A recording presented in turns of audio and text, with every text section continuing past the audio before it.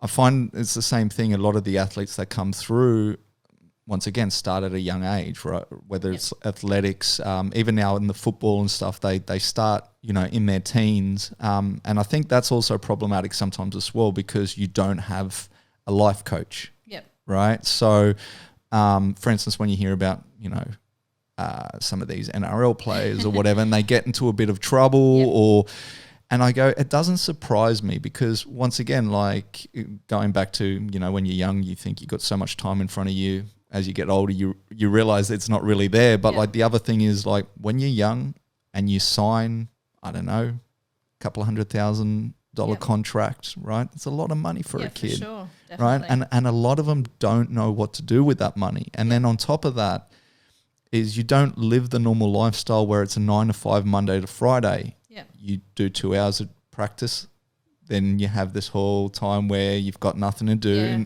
And so I think it's like a dangerous combination, because you're young and let's say a little bit silly. Yep. You got a lot of money and a lot of time on your hands, and I just think, right, it's right, and especially even more so in the States when you hear about these say basketballers who forget a couple NFL, of 100,000 or NFL and they're making millions. Especially when you look at, I guess some of the family upbringings, they come from absolutely nothing, and then all of a sudden they have everything. They've got the fame, they've got the money, they've got all this attention on them. Like, you can't help but to go to their head.